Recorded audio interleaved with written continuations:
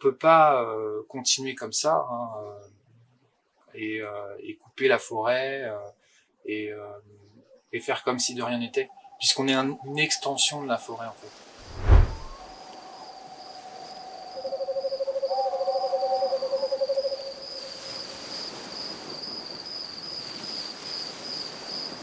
Alors, je voulais vous parler en fait de l'intelligence vivante, de la nature et de l'homme d'aujourd'hui et là où il en est aujourd'hui dans son état de conscience.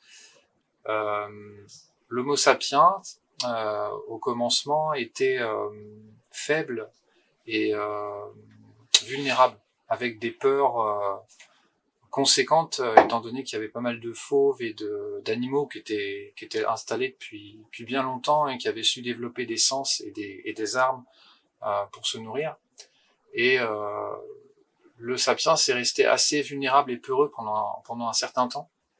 Et puis d'un coup, il a découvert des outils, et puis le feu.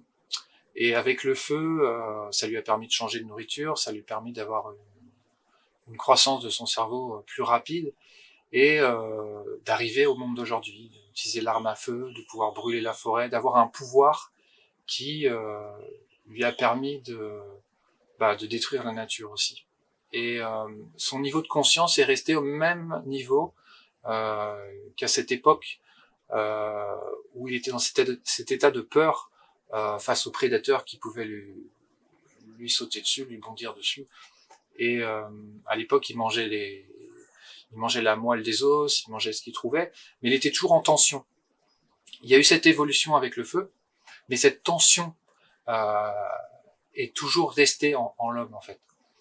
Et ce saut quantique ne lui a pas permis en fait de vivre les expériences d'adaptation, de mise face à face avec ses peurs et face à lui-même. La cosmogonie des Indiens, des peuples qui vivent près de la nature, considèrent les arbres comme des grands-pères. Et c'est pas juste une fable en fait. Au commencement sont apparues les bactéries, et puis ensuite il y a eu les cyanobactéries, et puis le végétal.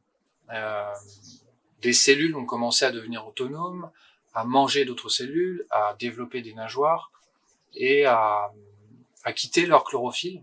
Et une nouvelle branche du vivant est apparue. Et au final, l'homme est apparu comme un bébé qui est né hier finalement par rapport à d'autres intelligences de la nature qui sont là depuis des millions d'années. Alors c'est pas en 2 secondes qu'on va pouvoir reconnecter avec ce vivant-là, puisque la nature est sur un plan de conscience et un espace-temps qui est un petit peu différent au niveau du peuple végétal. Ce qui nous manque aujourd'hui en fait, c'est les rites de passage qu'on a un petit peu perdus. Mais finalement, ces rites de passage, la sagesse des traditions ancestrales, finalement, c'est de poser un cadre pour nous permettre, en fait, d'être face à nous-mêmes et de pouvoir conscientiser et balayer les nuages qui nous encombrent et qui encombrent nos psychismes et nos peurs inconscientes et différents éléments qui nous coupent de la nature, finalement, et qui nous coupent d'une conscience du réel et de ce qui est vivant à l'intérieur de nous et à l'extérieur de nous. On peut pas continuer comme ça, hein, et couper la forêt et, euh, et faire comme si de rien n'était, puisqu'on est une extension de la forêt en fait.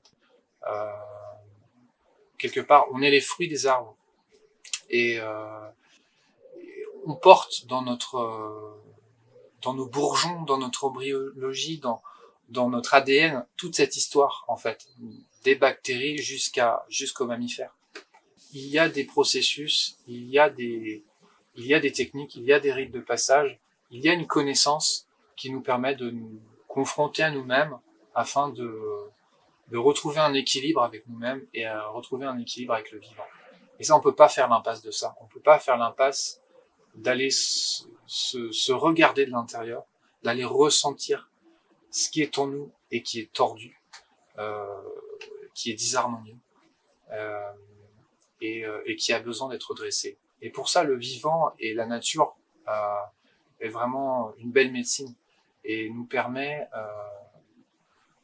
avec cette alliance avec elle et cette relation qu'on peut avoir avec elle, de nous reconnecter à ce qui est naturel et de pouvoir revenir à l'essentiel et d'oser être notre vraie nature.